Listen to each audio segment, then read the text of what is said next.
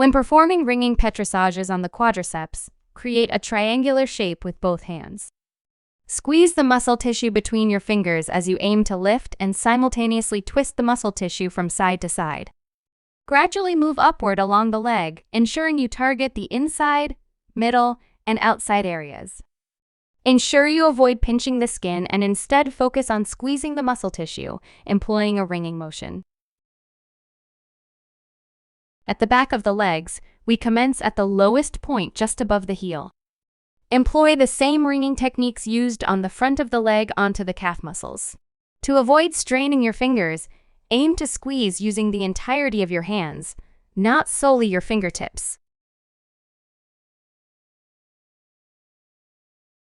The wringing technique is great for the hamstring muscles, which can get very tight. Slow wringing on these muscles improves relaxation and decreases muscle tension.